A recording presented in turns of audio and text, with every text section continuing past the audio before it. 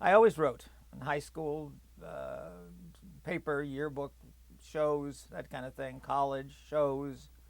Um, that is, in fact, where I met my wife, who is with whom I'm celebrating my 50th wedding anniversary in a couple of months.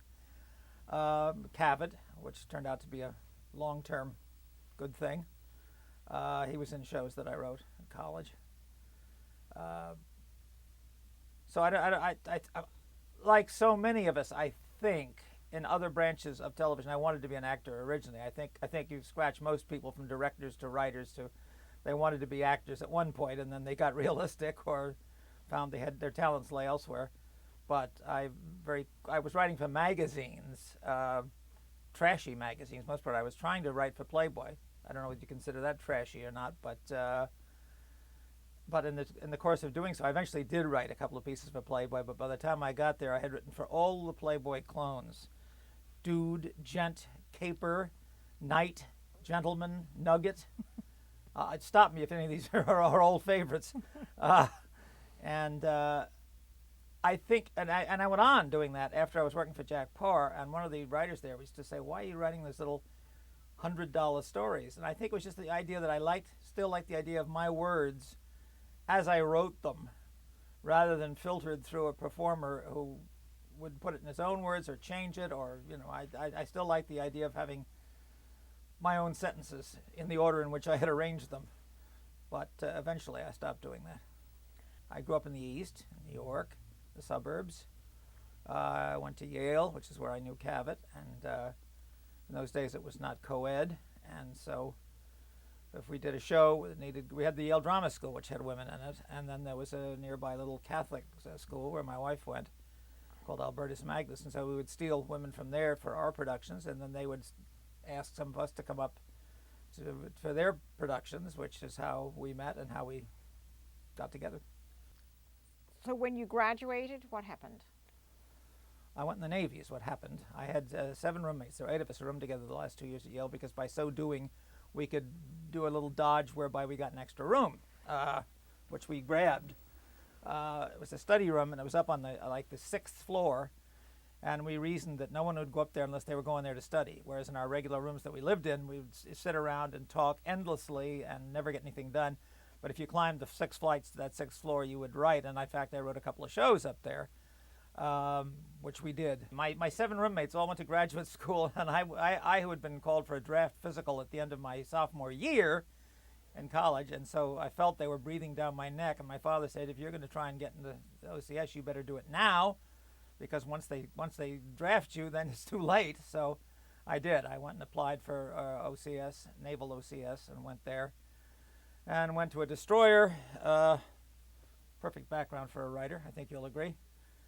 But even on the destroyer, I managed to get a ship's newspaper going, and any chance I got to write stuff, I did, because I was a rotten naval officer. But I could do the other stuff, and I often wish that I had done so.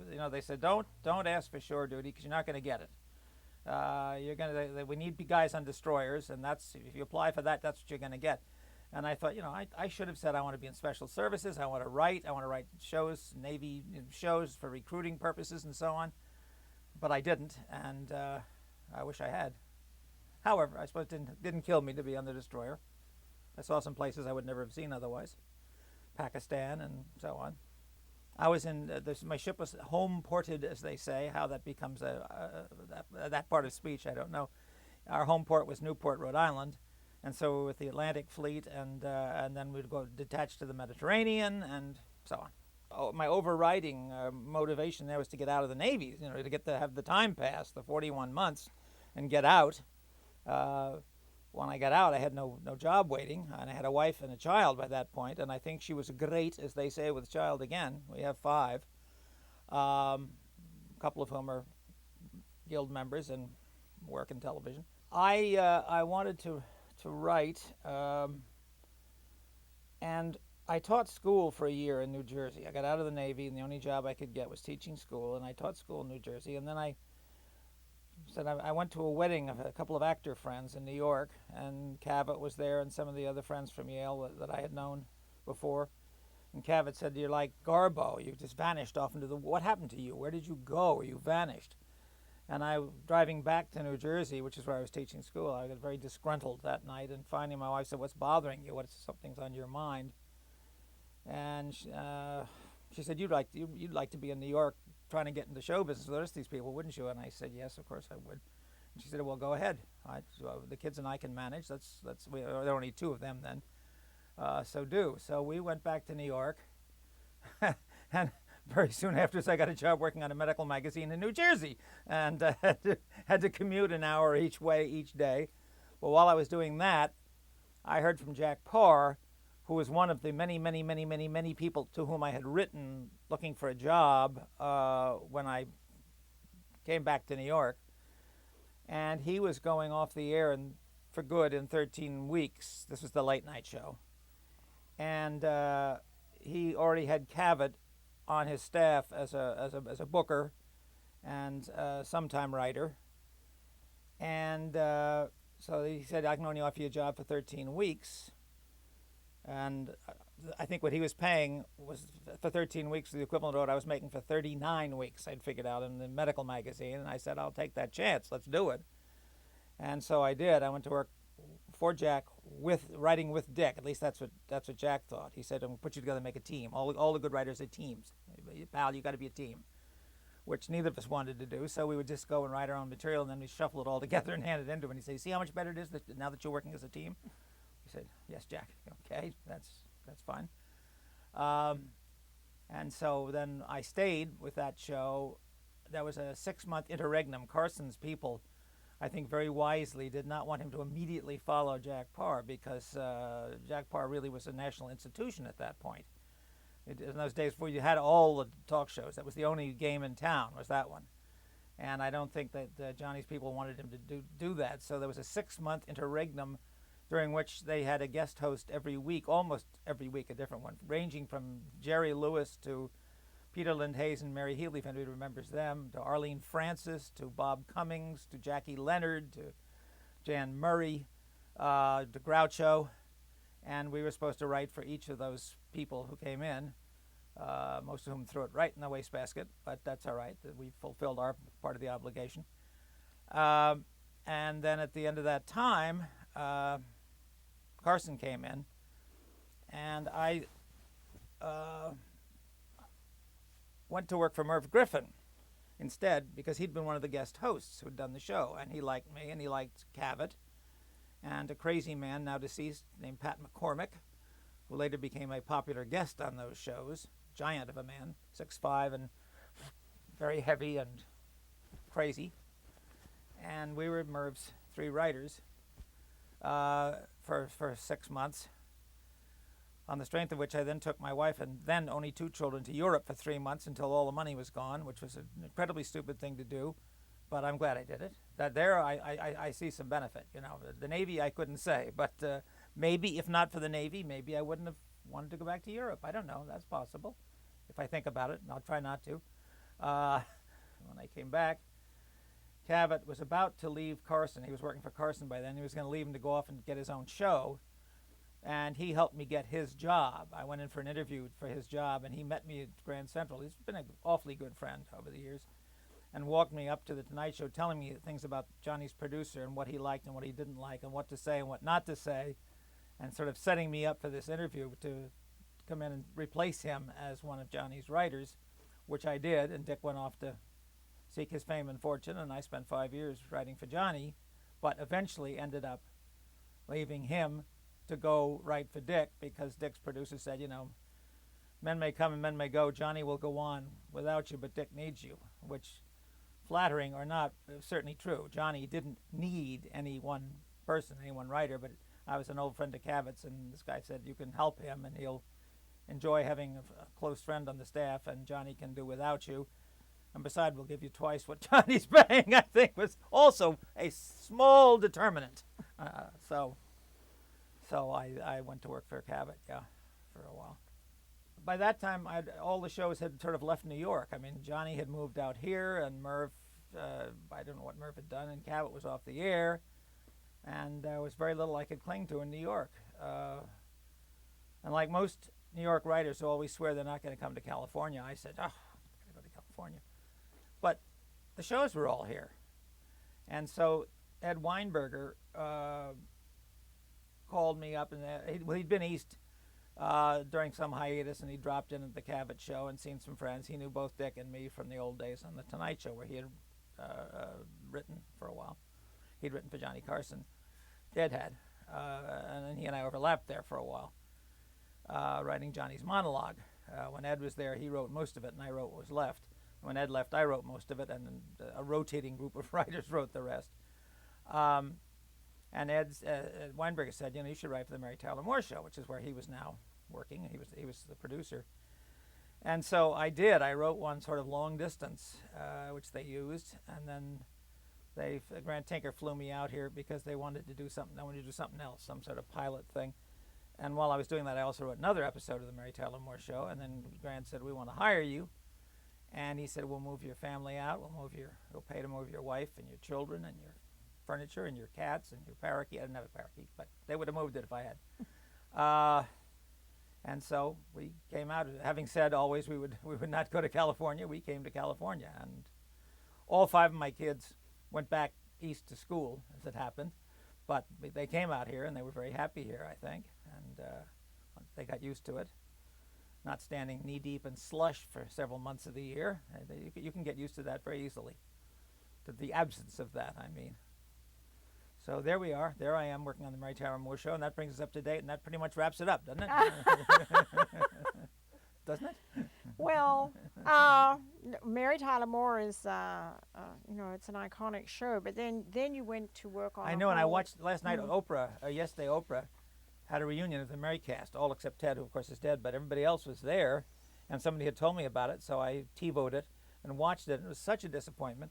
They spent like 10 minutes introducing each one and bringing them out, and then they'd all hug and kiss, and then they'd introduce another one. By the time they introduced them all, up to and including Cloris and Georgia Engel, they'd used up all their time, and that was it. And I said, we had never heard anything about the show.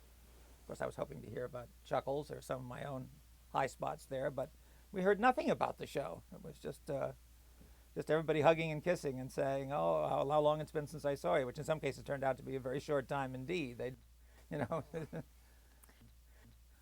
Well, you worked on a whole raft of shows. So the most recent show you worked on was FRASIER. Yeah. So 11 years. Right. So I'm kind of curious to know.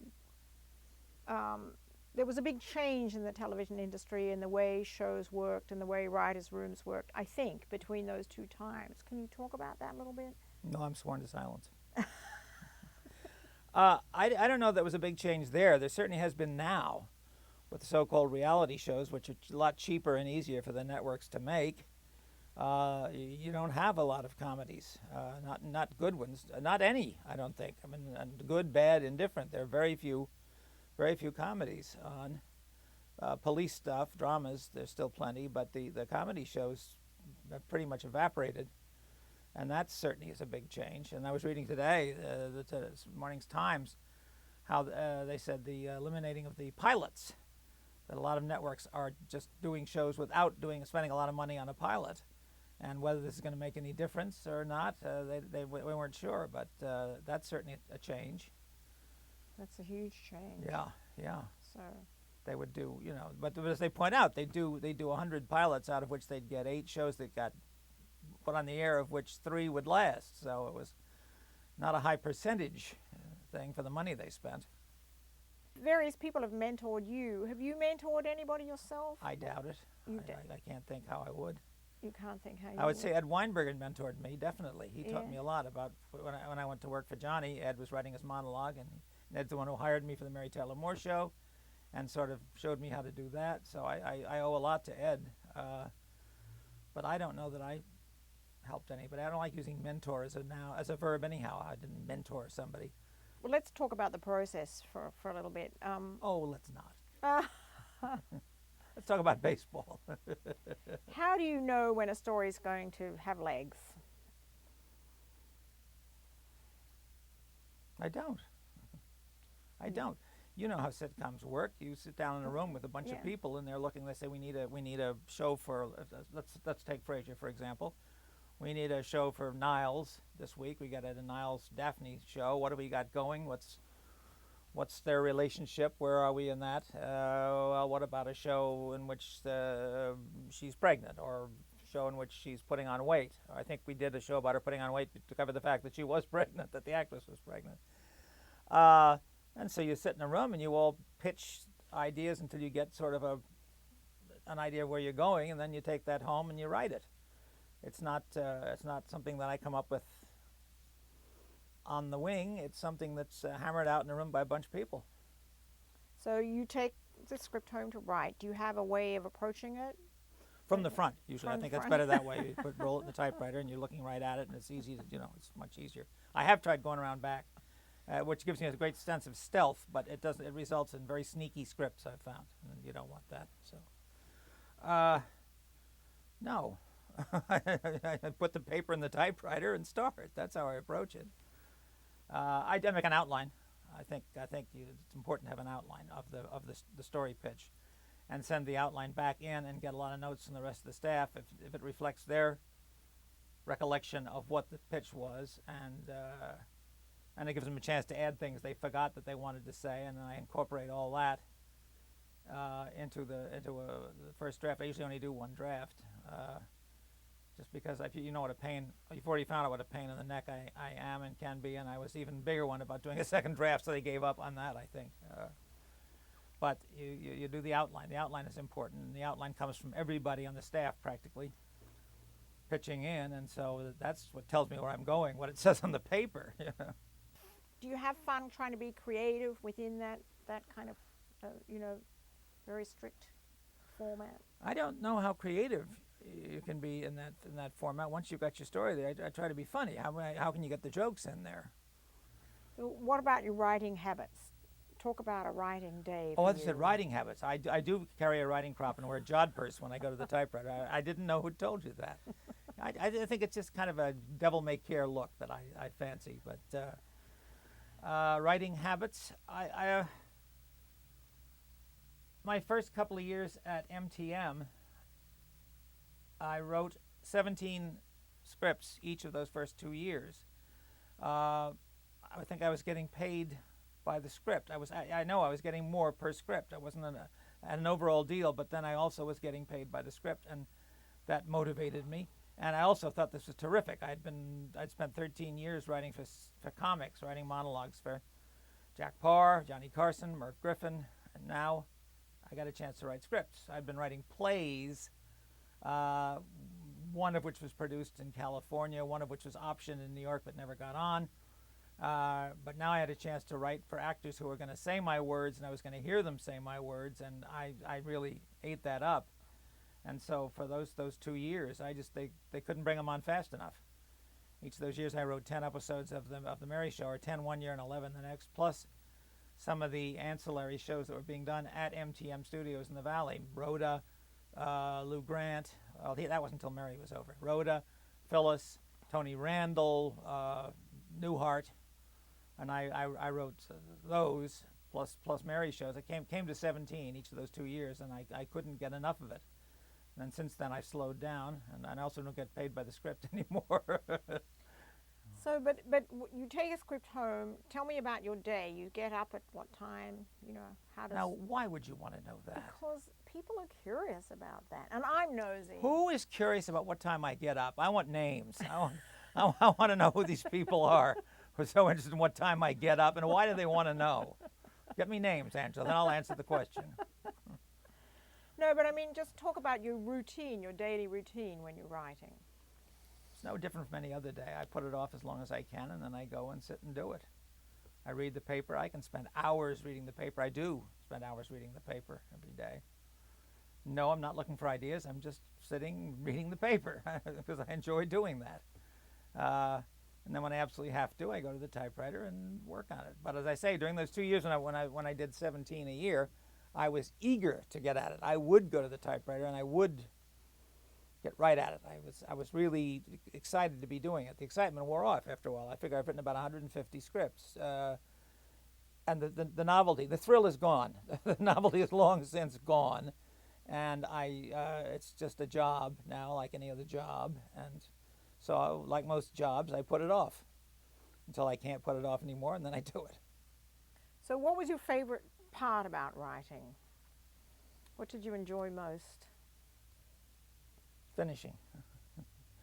I think once I had the only draft I was going to do down on paper and could start potchkeying with it and fixing lines and sharpening them, that was more fun. You know, the first time when you're looking at the blank page, not so much fun. Once I've got words there that I can now arrange and rearrange and play with, that's kind of fun. I like that. Sharpen them. And when you were writing plays, was that a different process for you? I mean, well, sure. I mean, there was nobody there giving me a story, and nobody who'd given me notes, and nobody who was going to take it and punch it up when I finished. It was all me. I gave myself the notes, and so of course it's different. When I used to come out, the Tonight Show, when it was in New York, would come out here. Initially, it was twice a year for 2 weeks, but Johnny really clearly wanted to be here. And so then it went up to 3 times a year, then it went up to 4 times a year, and instead of 2 weeks, it was 3 weeks. So he was coming out here 4 times for 3 weeks at a pop, bringing the show out, I mean. And I would come out with it, and that was when I wrote plays. I would set the alarm very early and get up at 6 or so in the morning and get coffee made, and I would write until almost noon, and then go out and take a walk up and down the, our hotel was usually on Sunset. Go up and down the boulevard and find a place where I could get some breakfast, and then go over to the show and work on the Tonight Show from noon until 6 or 6:30, whenever he walked out for his monologue. Get back to my hotel, read what I'd read that morning, have a couple of drinks, and be in bed by 8 o'clock, because I knew I was going to get up at 6. And I would try and stay on that time zone for the 3 weeks we were out there. And I think I wrote about 3 plays just during that time, just during that 3 weeks of intense concentration, because then when I get back to New York, I could potchkey with them, and I could do the part I enjoy, which is tightening and sharpening, and but I had it on paper. It was all there. Do you have any favorite shows that you worked on? Well, the Merry People were awfully nice. That was my first sitcom. I'd come, as I said, from 13 years working on talk shows and writing monologues, and people said, "You don't understand. Other shows aren't like the Mary Tyler Moore Show. This is not typical. This is the first one you've had. It's not." And they were right. I mean, boy, was it not typical. We were all friends. We went to go to dinner at each other's houses. I mean, the actors and the writers, and we big parties together, and everybody liked everybody, and there was no hostility there. Because I've been on other shows where there was a lot of hostility, and so I would say clearly the experience of being on the Mary Tyler Moore Show was wonderful. They were just great people. Have you ever tried to write any television original material for yourself to sell it? No. No. No. You've always written on assignment? Yeah. All right. And the closest thing to drama was Lou Grant. I mean, the rest were all comedies. Lou Grant really was a comedy, but they turned it into a kind of a semi-drama, hour-long drama, single camera. And so that was the only thing that I did that wasn't a 3-camera comedy script that I wrote. Now, agents. Talk about your history with agents. Mostly, I never had one. I got through about 40 of those 43 years acting as my own agent. When I would do my contract for Paramount, I would go out to lunch with Gary Nardino when he was head of Paramount, or John Pike when he was head there, and we'd have a bottle of wine, and we'd laugh, and they'd say, "What do you want?" And I'd tell them what I want, and they'd say, "Okay." And then sometimes I would back to my house and play with my model trains. I had quite an elaborate model train layout. I don't know what this gesture has to do with model trains. I'm looking at my hand saying, how does that signify model trains? Well, actually, I could go choo-choo. That might. That was a very pleasant process. And then they got a new administration at Paramount, and like the 3rd string accountant, whose name will heretofore not be, I can't remember it, but he was a pipsqueak. And suddenly I was expected to deal with him. And he said things like, when I pay this money, I want to make sure what I'm getting for my money. I said, "What you're getting for your money? You're just a jumped up accountant. I shouldn't be dealing with you." And I said to my oldest son, who was at that point in television, and was handled by Bob Broder, I said, I wonder if Broder would like to be my agent, because I don't want to have to deal with this jerk. I've always been very happy dealing with the head man, and if that's not going to go on, I don't want to do it. And he said, Broder, he said, I think would be so tickled because you've always been the guy without an agent, the guy who refused to have an agent. Well, he was. He said, sure, he'd be glad to. And he didn't take it. I'm not sure if he could have taken a commission or whether there was one of those things where he handled FRASIER and therefore could not take a separate commission from people who worked for FRASIER. But in any case, he never charged me anything. And he handled it. And he dealt with the pipsqueak or whoever he dealt with. And I was so much happier that way. And so for the last 3 years, Bob Broder handled me. But for the first 40, I was my agent. And we had a good relationship. The two best, I think, comedy directors are Jim Burrows and Jay Sandrich, although Pam Fryman was a terrific lady. Is I think, getting to be one of them, and I love her. I adore her. But Jay Sandrich, as is well known to those who had worked on the Mary Tyler Moore Show, refused to direct Chuckles Bites the Dust, which was my best-known script and most successful script.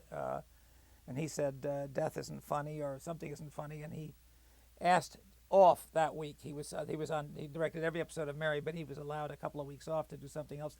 And I think he went and did the Jim Bouton show. Wasn't there something called Ball 4? Or that was Bouton's book. I'm not sure if that was the show was called. But Jay went and did that. We had to bring in an outside director, and I didn't forgive him for that, nor have I yet. He was a complete jerk. And subsequently, another show I wrote that won some awards or was nominated for some awards, in which Mary took an overdose of, was on sleeping pills. Not didn't take an overdose. She was on them, and she got hooked on them and couldn't get them off them. And then Lou Grant eventually got her off them, which had a very funny scene because she was in the bathtub, and Lou was worried about her, and he came over. She'd taken her phone off the hook, which is what she would do. She said, when I get in the bathtub, I take my phone. She's in the tub, up to her chin and sides, and then first Lou comes in, and then Murray, and then Ted. She has all of them in her bathroom standing there talking to her. And Jay Sandrich again refused to direct it. He said, it's the sleeping pill. It's not something Mary would do. I don't even think it was my idea. I think it was probably Jim Brooks' idea. Most of these ideas were his. But Jay said, this isn't funny. This isn't funny. He didn't do that one either. So I dislike Jay fairly intensely, but he's an absolutely wonderful comedy director, or was. I don't know what he does anymore. I don't know if he still does that or not. I suspect not. And Jim Burrows, I think he's like one of those, they used to think sharks had to keep moving because they died if they stopped. I think Jim is that way about directing. I think if he ever stops directing, he dies. So he has this perpetual motion. I mean, he just is always directing something, and he gets pieces of the pilots that he directs. Of the shows, it's made him a fortune, that and Cheers, of course. And he just can't seem to stop directing. And he's a wonderful comedy director. And I think he would say that he learned a lot from Jay Sandrich, who certainly was good. I dislike him, but he was good. And his father was a terrific director. Well, they both had fathers who were enormously successful in the business. I mean, Jim Burrows' father was Abe Burrows, great Broadway play doctor and director and so on. And Jay Sandrich's father, Mark Sandrich, directed some of the Astaire Rogers movies, some of the great Fred Astaire, Ginger Rogers musicals. So what about actors? What about actors? Well, they're an unfortunate necessity. We can't live without them. Can't live with them. Can't live without them. I've had some very good friends on the cast of the shows. Not a lot, but some very good ones. Largely, again, the Mary Tyler Moore Show. They were an awfully nice group of people. Very, very nice. I've run into some others that I really, really liked outside of the Mary Tyler Moore Show. David Hyde Pierce, who played Niles on FRASIER. One of the world's nice people. Really great guy. Really great guy and funny and just a good guy. I've been closer to the men than the women mostly, except for Betty White. I adore Betty. She's been a good friend for 30 years. I still have dinner with her occasionally. She's just terrific. Love Betty. did you ever think you were going to write the great American novel or anything like that when you were young? Was that something that was in your head? No. I wanted to be an actor when I was young. And then when I got to considering writing as being more realistic, I wanted to write a Broadway play. Mm-hmm. But novel never much interested me. Mm-hmm. I don't know why, just I wanted to write a play. Oh, play. And then, of course, when I got out here, I think one of the reasons that I leapt so enthusiastically to writing 17 each the first 2 years at Mary, at MTM, was that here was a chance to actually write words and hear actors do them, which is what I wanted to do. And it was the closest, as it turned out, I was going to come to. Well, I did see a play produced in Los Angeles that ran here for a while. The aforementioned Bathtub Bandicoot was done at a small theater on Melrose and ran for a few months. I'm going to ask you about influences. Were there writers? I never touch a drop. Before noon. I never before noon. Are there writers that you particularly admire? Well, sure. But they tend to be print writers more than writers for the stage or the screen. P.G. Wodehouse. I love P.G. Wodehouse. Just absolutely adored him. Gloriously silly. And when he was cooking, he wrote till he was 91 or 2, and by the end it was slowing up a little bit. But in his middle years, man, that stuff was wonderful. Wonderful. Bertie Wooster, Jeeves, Bertie's Aunt Agatha, who wore barbed wire next to her skin and killed rats with her teeth. I mean, his descriptive phrases would just leave me weak. I loved P.G. Wodehouse. I think it's a husband and wife acting team who did a bunch of Wodehouse stories I assume on BBC, that then became available over here on tape and or on DVDs. That I've some of which I've watched, and they were quite wonderful. Oh, I wonder who that would have been. Yeah, I'm sorry, I can't think. John Alderton? Oh, John Alderton, yes. Is he married to an actress? I know who John Alderton is as an actor. Yeah. And he might be married to an actress. I don't know. I think it might be something like Paulette Collins or Pauline Collins or something like that. Yeah. Anyhow, they did a bunch of P.G. Wodehouse, and they were quite wonderful. Yeah. Including the one where he has a speech, the man has a speech impediment, and he's going to a doctor to try and treat it, and it involves getting on a train when the woman has been notified, in whose compartment he hides, I forget why, has been notified that there's a dangerous criminal loose, and he's been told by his doctor to try and speak to 7 strangers a day to help him get over the nervousness. But in this case, he comes, after she's just been warned by the conductor to keep her door closed, he emerges from under the thing and says, ah, ah, ah, ah. And a scream that shatters the TV screen. They were quite a wonderful series, I think. Yeah. I have a Wodehouse collection, both British and American first editions, most of them in dust wrapper, which is how modern first editions appreciate and value if you have the dust wrapper.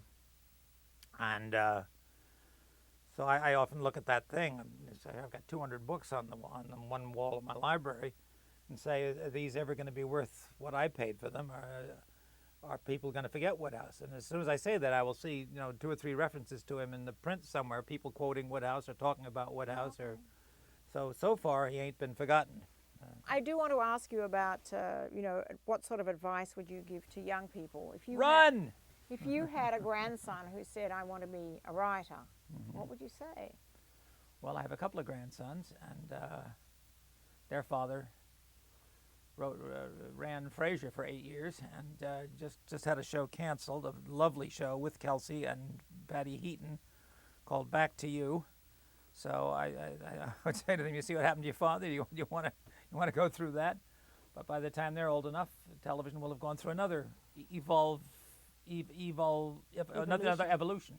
It'll have gone through another evolution. It will have evolved as you choose. Is there anything that you think that they should do to prepare them? I mean, should they read a lot? Of course they should. I mean, what sort of things should they do? Of course they should. And I read to both my grandsons enormous quantities, as I read to their father, and as my father read to me, and as I read to my kids. I think reading, you've got to start with that. You've got to get them interested in reading when they're young, and get them hooked on the romance of language, the fun of language, where the imagination can take you, and I think enough reading will do that. I think both my grandsons already have that. They've got that gene, but I think they've also had the experience of they come back for more. Even though the oldest one's much too old for me to be reading to, we've done the whole 7 Harry Potter books, and my God, they get long toward the end. She's up there doing 700 or 800 pages. She must get paid by the word. Well, she's the wealthiest woman in England, I think, isn't she, including the Queen? So she definitely does get paid by the word. What sort of qualities do you think somebody needs to be able to make it as a writer? Intense blue eyes. I don't know what kind of qualities you need to be. Imagination. In my case, a sense of humor. I don't know that necessarily is a writer, more than just a television hack, which is what I am, and writing comedy, sitcom. A sense of humor was terribly important. I don't know whether I really am a writer at all. I mean, writers that I admire are not television sitcom writers by and large. Although there are people like Jim Brooks who are quite brilliant, or can be certainly when he wants to be. He's an amazing, amazing man. I don't offer advice to people on what they should do. I mean, if they want to be a writer, they'll be a writer. If they want to be an actor, they'll be an actor. I think I would warn them that acting is a long shot, and that there are so many unemployed actors out here because there are an awful lot of unemployed writers. That's one of the things when you have a writer's strike. It always occurs to me that when you vote to strike, 90% of the people who are voting aren't working anyhow.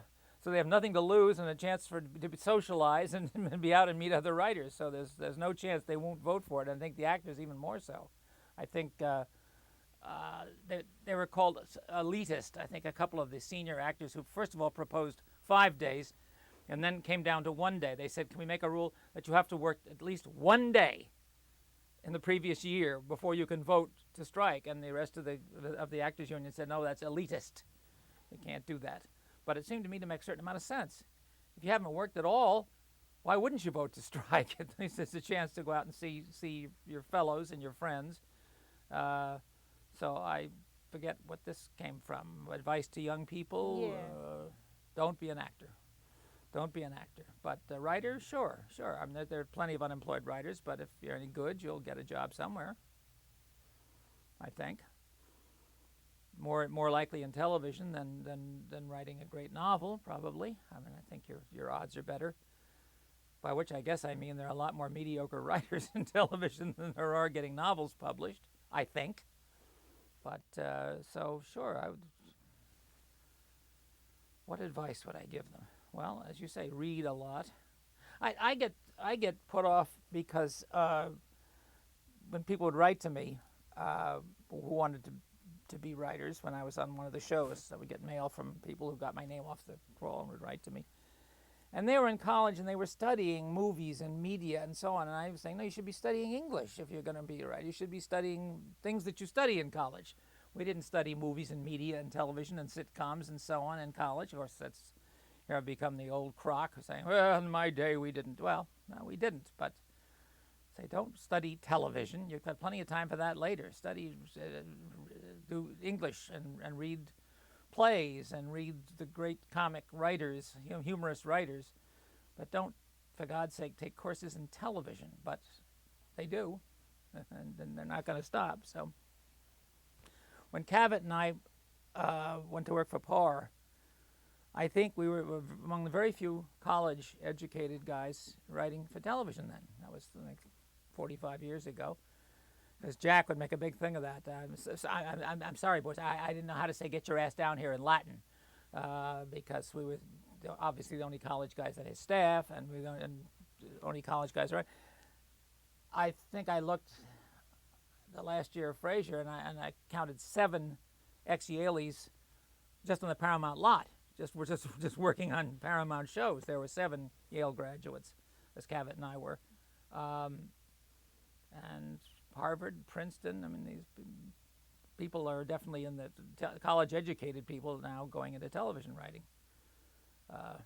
and I don't know what my point was, but I thought it was sort of interesting to mention that. Didn't you think it was sort of interesting, John? Yeah, no, I your thought point so too. was you don't think taking degrees in film and television are necessarily the best preparation for No, I writing. don't. You think a I degree in don't. English is a better preparation. I and do indeed. I agree with you. But, you know, so somebody, as I say, a grandson lands on your doorstep and says, well, okay, give me some pointers as to where to go from here. I'd say wipe your feet. The first thing I'd say. I would just say, fine, good for you, right? Okay. I'm not being evasive. I don't. Right. Okay. All right, that's fine. So let's go back for a minute to Sure. some of your favorite writers. P.G. Wodehouse, who, that's a one that we share. I'm glad. Who else? S.J. Perelman. Loved S.J. Perelman. His name didn't pop up before. I should have put him ahead of Benchley in there because Perelman, his use of the language is absolutely incredible. And his vocabulary is amazing. Was amazing, of course. Did you follow Wodehouse's, well, of course you did, his travails during the war, and I finally read the broadcasts about which there was nothing treasonous, or it was just such nonsense. He was just so naive. He was just so silly. He was incarcerated when he was, I guess, 59.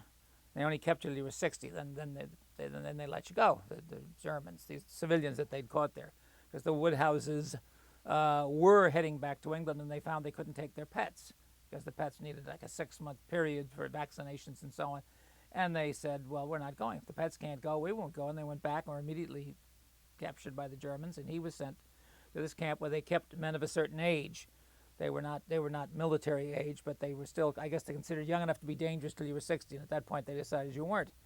And so he was in the camp in Tost in Silesia, wherever that is. I don't know. It was a former insane asylum, I think. And he turned it into sort of a Hogan's Heroes thing. He made fun of the guards and the dogmatic way in which the Germans wanted them to do everything there. And he got, when he turned 60, they let him go, but now he couldn't go back to England because there was a war going on, although America wasn't in it yet, I don't think. And the guy who got him to do the broadcast was a German whom he'd known in Hollywood in the 20s or 30s. A charming man, apparently, who said, you know, your American fans are worried about you. Why don't you do some broadcasts? The guy knew what he was doing, but Wodehouse didn't. He said, do some humorous broadcasts about this, because this was not a concentration camp like as we know them, the concentration camps. This was just, as I say, a place to do something with these middle-aged civilians. And so Wodehouse did these sort of, as I say, Hogan's Heroes, humorous broadcasts, and settled down in Berlin. He had to stay there until the war was over. And then, of course, some people at home really did a job on him, at home in England, I mean. And it was only when people like Malcolm Muggeridge and I think George Orwell, a couple other people, came to his defense and his rescue that he was forgiven. But his feelings were so hurt and by the reaction to it that he, as you know, settled down in Long Island. And then finally he was offered a knighthood when he was 90, I think. And I didn't think he felt he could risk going back to England because his health wasn't that good. It's a bit old to be traveling at that point, I guess. But I think it just broke his heart. He said, I may have been a fool, but I was never a renegade. And he wasn't. It was just simplistic. Were you a Goons fan? I didn't come along in time to hear the Goons much. I mean, I like Spike Milligan, certainly, but I didn't know the Goons stuff.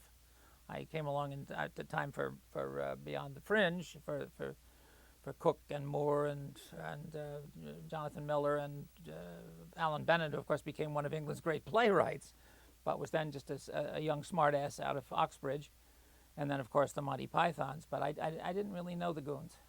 We'll just ask one more question. That's what have some of your favorite episodes been that you've written? Well, Chuckles, Chuckles, obviously, yeah, because that got the most publicity right. and most noise and so on.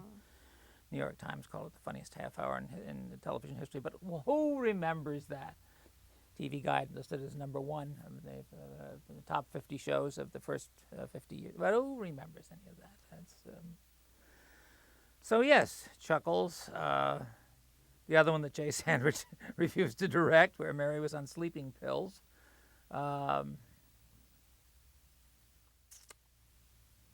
I'm sure a couple of FRASIERs. One where they bought a restaurant. He and Niles bought a restaurant that I thought was a great deal of fun. I can't remember what, The Innkeepers, I guess it was called. I'm trying to remember, titles. When, as I say, I've written about 150 TV scripts, and titles are sort of ephemeral. The people at home never see the titles anyhow. So it's better to describe what they're about than the name. He and Niles have always dreamed of owning a restaurant, and they take one over, and that I thought that worked out pretty well. I didn't write. Well, a taxi, yes. A taxi where there was a gay man whom they thought they were fixing up with Elaine. Remember, she was the girl in the taxi, among the taxi drivers. And in fact, it was Tony Danza, Banta, I guess the character's name was, that he had his eye on. And so then Alex, Judd Hirsch, had to go meet this guy. He finally agrees and say Tony is flattered, but he's not. It's stuff that Tony was too tongue-tied and scared to say. So Alex went to a gay bar to meet this guy and suddenly realized that there was a large man coming down the bar looking for a dance partner. And Ed Weinberger sent a guy he knew in San Francisco, huge guy who was very good dancer, gay, and picks up Judd Hirsch and starts tossing him around like a rag doll. And they end up dancing. Like everything that Ed Weinberger was ever involved in, it came out of his own experience. He was meeting a gay friend in a gay bar, and a guy was coming down the bar looking for somebody to dance with, in Ed's case. And Ed is saying, "Oh God, not me, no, don't, please, don't pick me." And the guy went by without even looking at him. And Ed said, "What's the matter with me?" And I was, "What is there? What? He didn't even ask me. What?" And so he remembered that, but we didn't use that. It was just the fact that Judd Hirsch got stuck dancing there. And he choreographed it, this guy that Ed brought down from San Francisco, this huge guy, choreographed it, where, as I say, he's picking Judd up, and I think at the climax of which Tony comes in and says, "I asked you to solve my problem, you're in here having fun? Is this what?" It's one where Louis De Palma hit a woman, with his taxi, or I think he was, I think it was with his taxi. Louis didn't drive a taxi. He was their dispatcher. Well, somehow or other, and she was a con artist, somebody who sued people for fake accidents, and he finds that out, but then doesn't find out that in this case she really was hurt. It isn't a con, and so in the courtroom he shoves her wheelchair down a flight of stairs, and then it's all sound effects. You hear, there's a trial. Ka-tonk, ka-tonk, ka-tonk, ka-tonk, ka-tonk. Ka-tonk, ka-tonk, ka-tonk, ka-tonk, ka-tonk. He said, "How many flights are we on?" Tonk, ka-tonk, ka-tonk, ka-tonk, ka-tonk. We're on the 9th floor. Tonk, ka-tonk, ka-tonk. No further questions, Your Honor. But that was a pretty good episode. I'll settle for those for the moment. That's enough. That's enough. All right. So is there anything else that you'd like to say? Yes, I think more's got to be done to save the wombat. That's people just don't care. Close up with that. People just don't care. Betty White had one made for me by somebody who made stuffed animals, made me a stuffed wombat.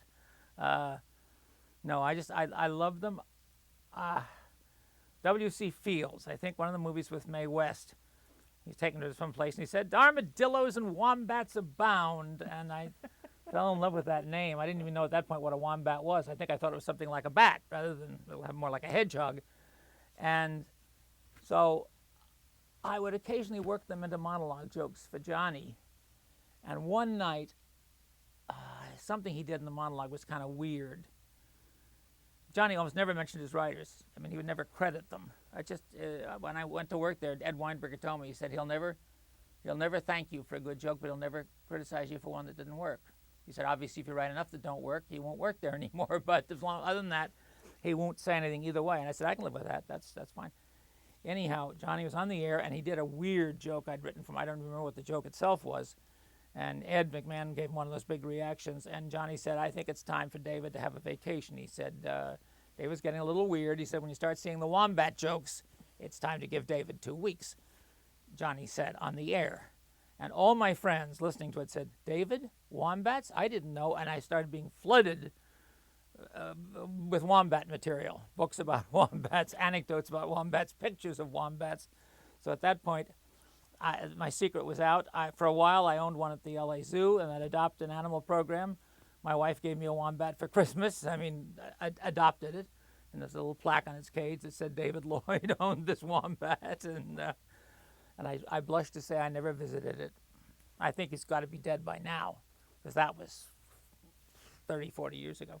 I don't know what the life expectancy is of a wombat, but I doubt if it's that long. I doubt if it's that long. Pity. Save the wombats.